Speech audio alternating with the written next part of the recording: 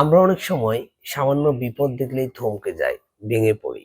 কিন্তু আমার কাছে মনে হয় বিপদ দেখলে আমাদেরকে আরো শক্তিশালী হয়ে আরো বেশি মনোবল বাড়িয়ে সেই বিপদের মুহূর্তটুকু মোকাবেলা করা উচিত।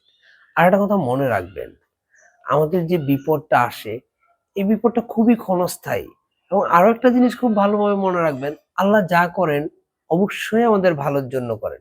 যদি আমরা রাইট ট্র্যাকে থাকি, যদি আমাদের পরিশ্রম থাকে, যদি আমাদের ডেডিকেশন থাকে। আর আমরা শুয়ে শুয়ে যদি বলি যে বিপদ কেন আসলো, সেটা ভিন্ন কথা। আর আপনি রাইট ট্র্যাকে থাকার পরে, পরিশ্রম করার পরে, আপনার জায়গায় আপনি সঠিক হওয়ার পরেই যদি বিপদ আসে, মনে রাখবেন অনেক সময় আমাদের কাছে মনে হয় সাময়িক এই বিপদটা কেন আসলো, এই বিপদটা না আসলেও পারতো। কিন্তু ঠিক 6 মাস পরে আমাদের ঠিকই ফিল হয় ওই বিপদটা যদি ওই সময়টাতে না আসতো, তাহলে হয়তো আমার জন্য আরো অনেক বড় বিপদ অপেক্ষা করছিল।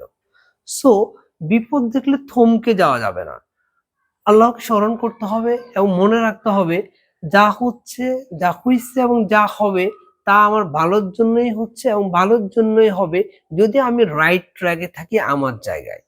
সো বিপদ আসলে আরো বেশি শক্তিশালী হন, আরো মনোবল বাড়িয়ে সেই বিপদকে মোকাবেলা করুন। ইনশাআল্লাহ আমাদের জীবন আরো বেশি স্মুথ হবে, আরো সুন্দর হবে।